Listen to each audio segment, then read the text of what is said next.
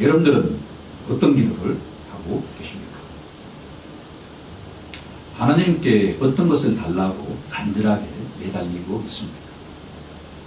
기도는 영의 호흡입니다. 숨을 쉬는 사람을 우리가 살아있다고 하듯이 영적으로 살아있는 자는 살아계시고 참되신 하나님과 대화를 하는 자입니다. 예수 믿기 이전에 제 자신을 보면 하나님을 알지 못했으니 하나님과 대화를 할 수가 없죠. 어떤 사람이 예수를 믿고 있는가 하는 기준은 예수 그리스도를 통해서 만난 하나님과 대화를 하고 있습니까? 라는 질문에 아멘으로 답할 때 그 사람이 바로 예수를 믿는 자라고 할 수가 있습니다. 여러분들은 날마다 하나님과 대화를 하고 있습니까? 그렇게 하고 계신 줄로 믿습니다.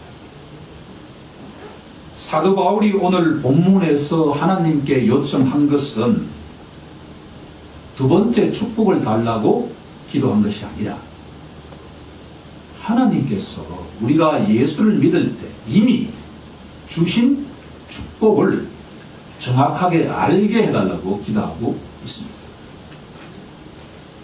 본문에서 핵심되는 구절은 19절에 나와 있는 내용. 마지막 부분에 보시면 사도 바울은 너희로 신자들로 하여금 알게 하시기를 강구하고 있습니다. 사도 바울의 기도의 포인트는 하나님을 알게 해 주십시오라고 기도하고 있습니다. 예수님께서도 요한복음 17장 3절에서 영생은 곧 유일하신 참 하나님과 그가 보내신 자 예수 그리스도를 아는 것이다 라고 선포하고 계십니다. 이 말씀은 우리가 날마다 이 말씀 앞에 나아가도 유익하다는 생각이 듭니다. 여기서 안다는 개념에는 관계의 개념이 들어가 있습니다. 구약 성경은 하나님이 짝지어 주신 부부를 아는 사이라고 말씀합니다. 창세기 4장 1절을 보면 개역개정 성경에는 아담이 그의 아내 하와와 동침했다라고 되어 있지만 다른 성경 사본에는 아담이 그의 아내 하와를 알게 되매라고 표현하고 있습니다. 부부는 서로 살을 섞을 정도로 친밀한 관계를 가진다라고 하는 것을 강조하고 있습니다. 사도 바울이 기도한 내용의 포인트는 신자는 하나님과의 인격적인 관계를 맺고 있다는 것을 날마다 알기를 원한다. 우리가 어떤 사람과 인격적인 관계를 갖고 있을 때 일방적으로 이야기하는 것은 대화가 아니죠. 서로 내가 질문하면 상대방이 답변하는 과정에서 대화가 이루어지듯이 기도를 한다라고 하는 것은 우리가 대화하는 상대자가 누구라고 하는 것을 먼저 생각하고 난 뒤에 하나님께 기도해야 된다는 것이 사도 바울의 기도의 포인트입니다. 사도 바울은 여러 서신서에서 신자의 성장을 기도합니다. 예를 들어 고린도전서 13장 11절에서는 성도가 어린아이 신앙에서 어른 신앙으로 성장해가기를 기도하고 있습니다. 에베소서 4장 13절에서는 성도가 그리스도의 장성한 분량에 이르기까지를 자라기를 강구하고 있습니다. 오늘의 본문 17절에는 아버지 하나님께서 지혜와 계시의 영을 너희에게 주셔서 하나님을 알게 하시기를 강구하고 있습니다. 여기서 우리가 주의해야 될 것이 하나 있습니다. 예수를 믿는 순간에 신자는 그 누구라도 성령을 선물로 받고 13절에 나와 있는 것처럼 성령으로 인치심을 받는 자 따라서 예수 믿는 그 누구라도 이미 성령께서 내주해 계신다. 신자의 영혼 속에 하나님의 영이시자 그리스도의 영이 내주해 계신다. 그런데 이 사도 바울이 17절에서 영광의 아버지께서 지혜와 계시의 영을 달라고 기도하고 있습니다. 이것은 성령을 또 달라라고 하는 기도가 아니라 성령께서 신자의 전인격을 조명해 달라고 기도하는 것입니다. 오늘 설교에서 처음으로 가장 중요한 단어가 나옵니다. 성령의 조명이라고 하는 단어입니다. 이렇게 예를 한번 들어보도록 하겠습니다.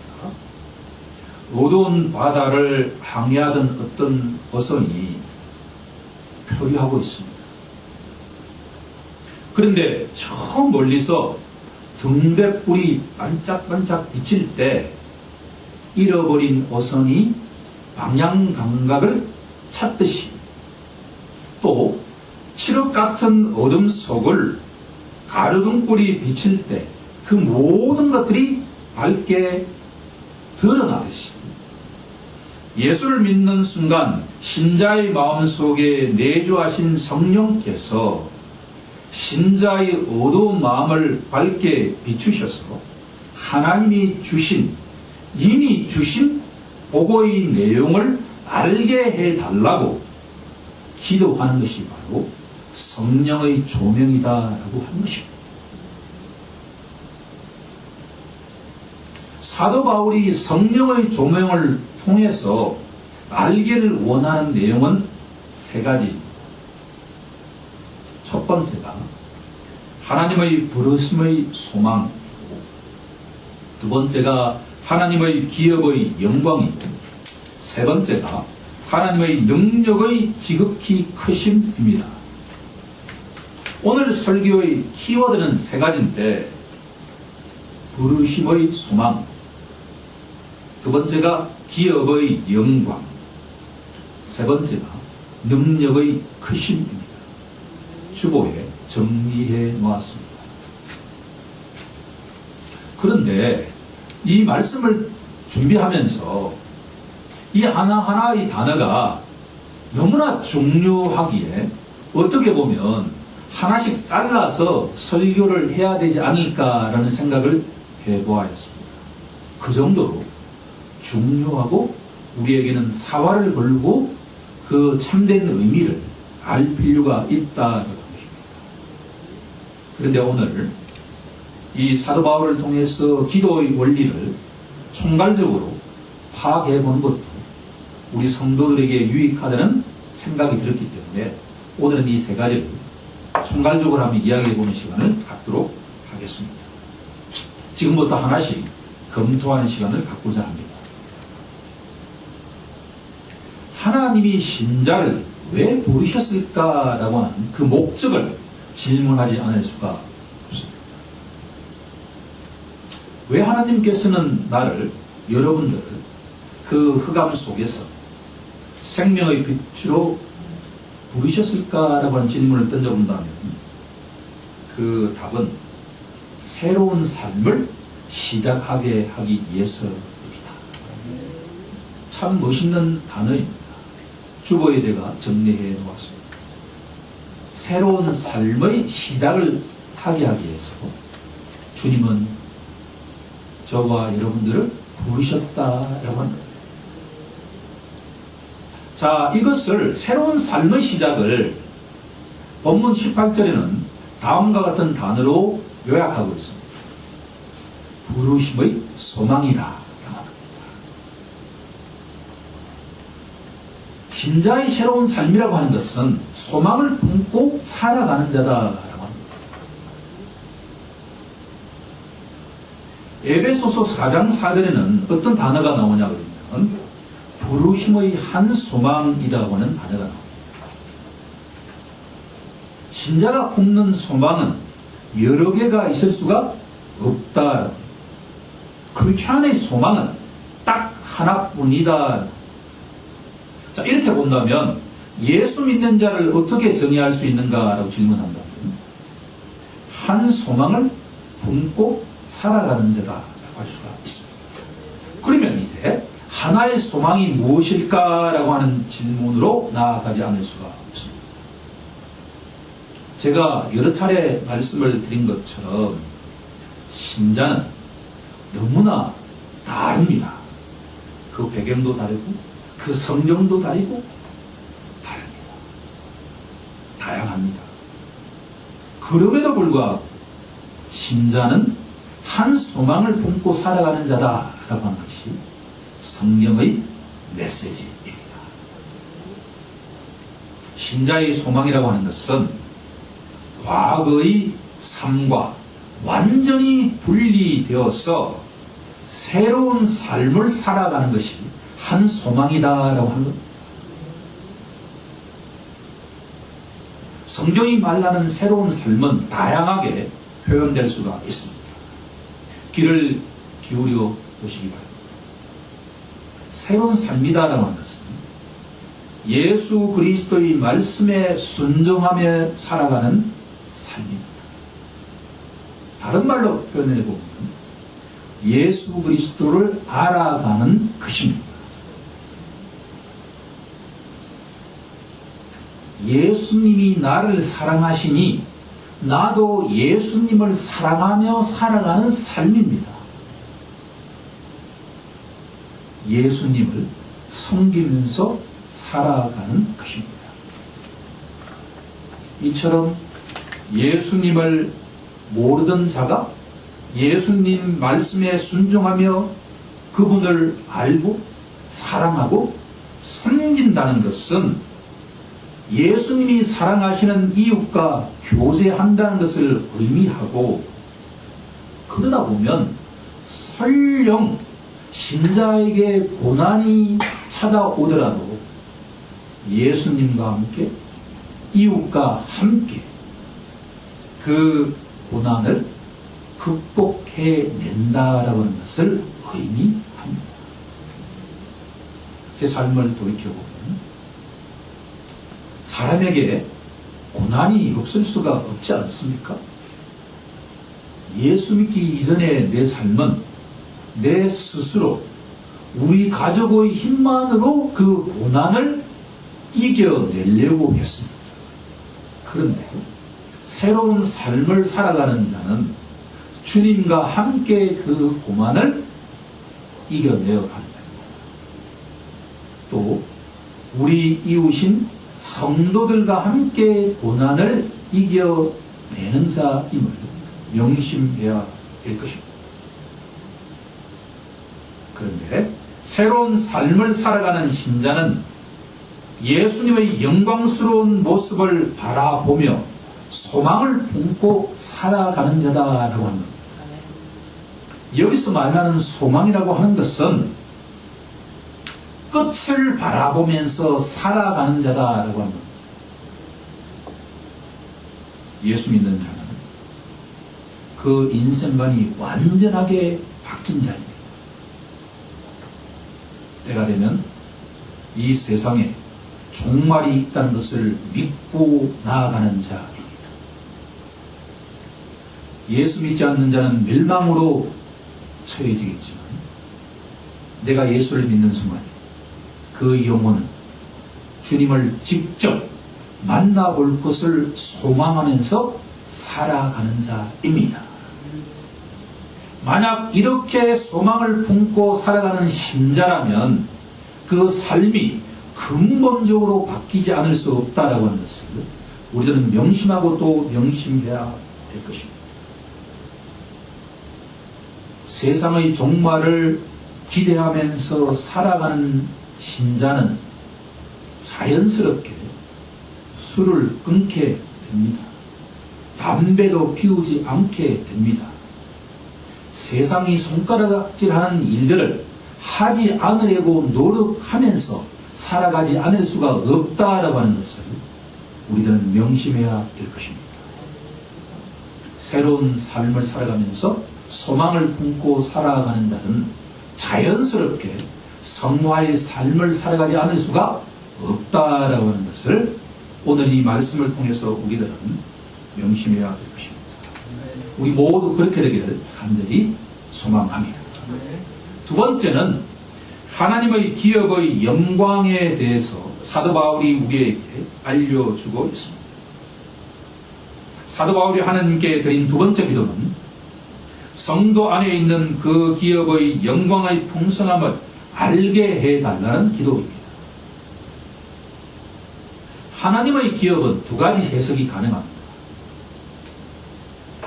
하나는 하나님이 받으시는 기업이고 또 다른 하나는 하나님이 주시는 기업이다. 구약 성경이 말하는 기업은 전자의 해석입니다. 하나님이 받으시는 기업입니다. 예컨대 이스라엘아 너는 내 소유라 내 백성이라고 할 때의 의미는 하나님이 받으시는 기업이다. 여기서 말하는 하나님이 받으시는 기업이라고 하는 것은 하나님이 택하신 백성 이스라엘이 세상 사람들 앞에서 거룩한 말과 행실을 함으로써 하나님의 영광을 받으시게 된다라고 하는 의미다. 그런데 오늘 본문이 말하는 하나님의 기업은 하나님이 미래에 주시는 영광스러운 모습이라고 정의하는 것이 보다 바람직한 해석이다. 주보에 제가 뭐라고 정의해 놓았냐면 세상의 새로운 삶의 끝이다 라고 이야기를 해 놓았습니다. 자, 이것을 하나님의 부르심과 하나님의 기업을 서로 관련지어 본다면 하나님의 부르심이 새로운 삶의 시작을 의미한다면 하나님의 기업은 그 삶의 끝을 의미한다 볼 수가 있습니다. 하나님이 우리에게 예배해 놓으신 기업은 본문 14절에 보면 성령께서 보증하셨다라고 되어 있습니다. 사도 베드로는 베드로전서 1장 4절에서 그것을 다음과 같이 선포하고 있습니다. 썩지 않고 더럽지 않고 새하지 아니하는 너희를 위하여 하늘에 간직한 것이다 라고 합니다. 신자는 그 누구라고? 하나님의 상속자이고 그리스도와 함께하는 상속자입니다. 조금 전에 우리가 말씀드렸던 것처럼 때가 되면 하나님과 그리스도를 직접 보고 만나게 될 것입니다. 자, 그러면 성경은 우리가 하나님을 만날 때의 그 모습을 어떻게 표현하고 있을까라고 하는 것을 검토해야 합니다. 요한일서 3장 2절로 가보면 다음과 같이 선포하고 있습니다.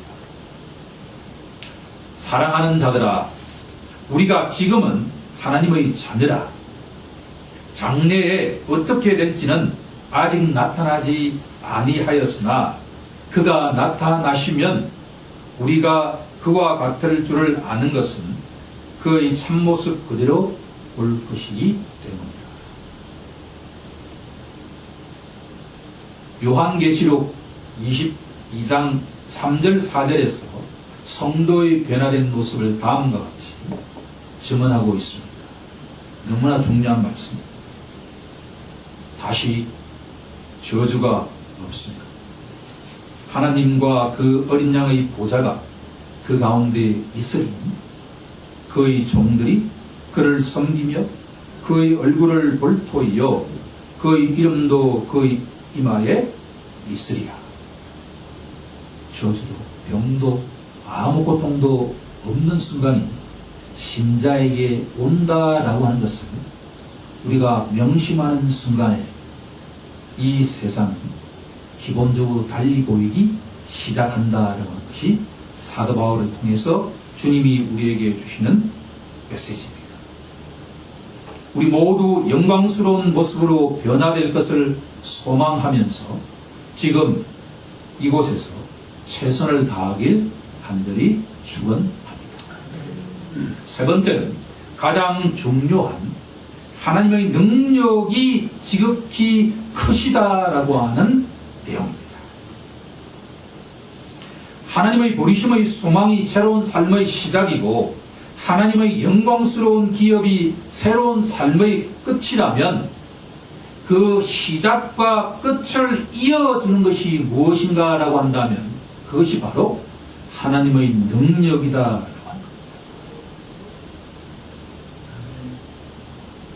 사도 바울은 신자가 하나님은 능력의 하나님이다라는 것을 제대로 알기를 간절히 기도하고 있습니다.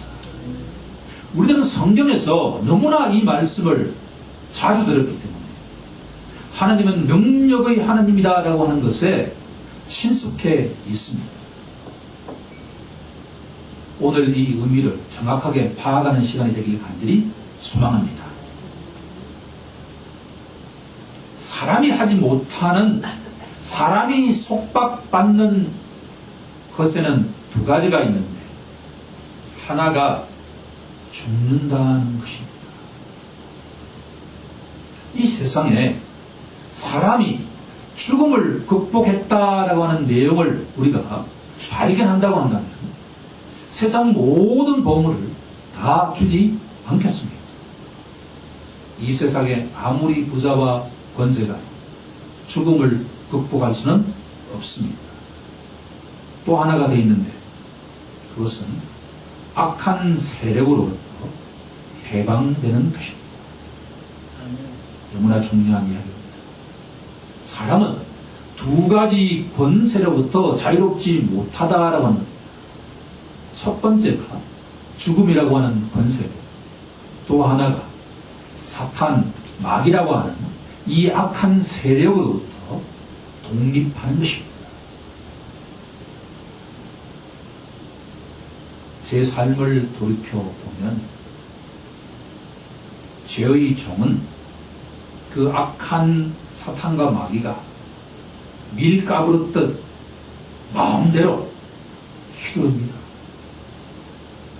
마귀 사탄이 기분이 좋을 때는 내가 평온하게 지낼 수 있지만 그 세력이 나를 공격하기 시작하면 나는 흑암에서 어쩔 줄을 모르고 그 종로로 탈 수밖에 없다라고 하는 것을 여러분들은 명심하고 또 명심해야 됩니다. 사람을 죽음과 악한 세력으로부터 구출할 수 있는 유일한 존재는 한 분뿐입니다. 그분이 바로 하나님이라고 하는 것. 사도 바울이 우리에게 명확하게 알려주는 단 하나의 메시지는 인간이 불가능한 죽음의 권세와 악한 세력의 권세로부터 해방시켜줄 수 있는 유일한 존재는 하나님 한 분뿐이다. 흥미롭게도 오늘의 본문 20절에서 23절은 이 하나님의 능력을 구체적인 사례를 통해서 보여주고 있다라고 합니다. 이것이 지금 성경 66권을 관통하는 가장 중요한 대목이다라고 하는 것을 저는 강조하지 않을 수가 없습니다. 이 내용은 우리가 매주일 반복해도 유익함이 사라지지 않는 보배 중의 보배다라고 합니다. 첫 번째는 20절에 나와 있는 것처럼 하나님께서 그리스도를 죽은 자들 가운데서 살리셨다. 이름하여 우리가 잘 알고 있는 그리스도의 부활이다라고 하는 겁니다. 두 번째는 하나님께서 그리스도로 하여금 악을 이기고 하나님 보좌 우판에 앉게 하셨다라고 합니다. 이것을 우리들은 그리스도의 성천이라고 알고 있습니다. 세 번째는 하나님께서 그리스도를 만물 위에 교회의 머리로 삼으셨다라고 하는, 이것을 우리들은 그리스도의 머리 되심이다라고 합니다. 우리는 지난번 설교에서 마음에 찔려라고 하는 사도행전 2장 말씀을 통해서 이 대목을 이미 설교한 바가 있습니다. 우리는 조금 전에 사람은 죽음으로부터도 해방될 수가 없고 악한 영적 권세로부터도 해방될 수 없다라고 하는 것을 말씀했습니다. 그런데 하나님께서 하나의 예시로서 독생자 예수 그리스도를 이 땅에 보내시고 그분이 자기 백성의 죄와 허물을 위해서 십자가에 피 흘려 돌아가시고 장사되신 후에 하나님께서 예수 그리스도를 살리셨습니다. 이 그리스도의 부활이 우리에게 던진 메시지가 뭔고 하니 하나님이 죽음의 권세를 이기셨다라고 하는 겁니다. 두 번째는 하나님께서 악한 마귀 사탄을 물리치셨다라고 하는 것이 무엇인가 하면 하나님이 부활하신 그 예수 그리스도를 하나님 보좌 우편에 앉히셨다라고 하는 것이 우리에게 던지는 메시지는 하나님이 악한 세력을 물리치시고 승리하셨다라고 하는 것을 선포하고 있는 것입니다. 그러니까 예수 그리스도께서 부활하시고 승천하셨다라고 하는 이 이야기가 우리에게 던지는 메시지는 하나님께서 죽음의 권세와 악한 세력으로부터 물리치셨다라고 하는 것을 우리에게 알려주시고 있다라고 합니다. 그러면 이것이 우리에게 던지는 메시지가 무엇인가? 나와 우리와 무슨 상관이 있는가라고 한다면 예수 믿는 자는 예수 그리스도와 연합한 자다라고 한 겁니다. 하나님께서 예수님을 죽은 자 가운데서 부활시켰듯이 우리도 죽었던 영이 이미 새로운 영으로 우리가 거듭난 존재이고 때가 되면 온전하게 우리의 육과 영이 완전하게 부활한다라고 하는 것을 소망으로 가지다라고 하는 겁니다. 또한 우리가 어떠한 영적 세력이 우리를 공격한다고 하더라도 예수 그리스도 안에 있으면 우리는 이미 그 세력을 물리친 승리자가 된다라고 하는 것을 우리는 믿고 나아가기를 간절히 소망합니다. 그것을 믿고 또 믿어야 할 것입니다. 세 번째로 하나님이 예수님을 그리스도를 만물 위에 교회의 머리로 삼으셨습니다. 그리스도의 머리 되심의 내용입니다. 이 세 가지를 우리가 요약 정리를 해본다면 하나님께서는 독생자 예수 그리스도 안에서 죽음을 정복하셨고 악한 세력을 정복하셨고 따라서 예수님의 부활과 승천은 하나님께서는 능력의 하나님이다라고 하는 것을 결정적으로 보여주고 있다라고 합니다.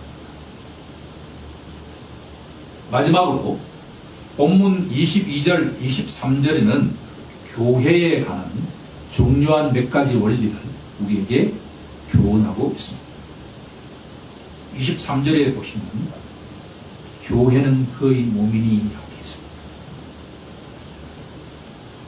교회는 그리스도의 몸입니다. 22절에 보시면 교회의 머리가 그리스도다라고 되어 있습니다. 교회는 그리스도의 몸이고 교회의 머리와 주인은 예수 그리스도다라고 합니다. 우리 신자들은 그 교회의 지체입니다. 우리 몸에 중요하지 않은 것이 어디 하나 있습니까? 손톱에 가시가 하나 들어간다 하더라도 우리에게는 평강이 없다는 것을 감안한다면 이 교회에 그리스도의 몸의 주인과 머리는 주님이시지만 우리 모든 지체가 다 중요한 기능을 감당하고 있다는 것을 기억해야만 할 것입니다. 몸에 손톱에 가시만 들어간다 하더라도 열이 나는 것처럼 건강한 교회는 한 지체가 어떤 일로 고통을 받으면 다른 모든 지체들도 함께 그 고통을 아파하면서 건강한 모습으로 되도록 기도해야만 할 것입니다. 우리 모두 그렇게 되길 간절히 소망합니다. 오늘 말씀을 결론 짓고자 합니다. 저는 오늘 두 가지를 강조하면서 이 설교를 마감하고자 합니다. 첫 번째는 성령의 조명과 인간의 지성이 함께 가야 한다라고 하는 것입니다.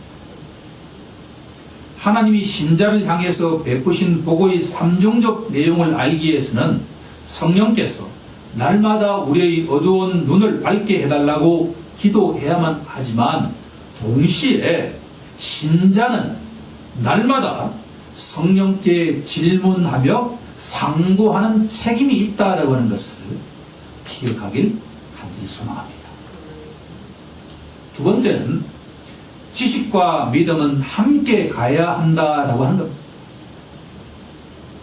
사도 바울은 본문 19절 중반에서 믿는 우리에게 알게 해달라고 기도하고 있습니다. 여기에 안다라는 단어와 믿다라는 동사가 동시에 나옵니다. 신자에게 지식이 가득 찰 때 신자는 교만해질 수 있다는 것을 기억해야 합니다. 배가 익을수록 고개가 숙여지듯이 하나님을 아는 지식이 쌓이면 쌓일수록 믿음이 성장해 가는 자가 되어야 합니다. 지식과 믿음은 서로가 서로를 필요로 합니다. 믿음이라고 하는 것은 확고한 지식이 없이는 자랄 수가 없습니다. 지식은 믿음을 낳지 않으면 헛된 것이 되기 때문입니다. 하나님을 아는 지식이 성장하면 성장할수록 믿음 역시 성장해 가야만 된다라고 하는 것이 하나님을 아는 지식에 포함되어 있는 내용입니다. 사도 바울의 기도처럼 성령께서 우리 어두운 마음의 눈을 밝히시어 하나님이 주신 삼종적 축복을 알게 하시고 그리스도의 몸된 교회의 지체로서 주님이 부르신 지금 이곳에서 믿음으로 승리하길 우리 주 예수 그리스도 이름으로 간절히 축원하옵나이다. 아멘.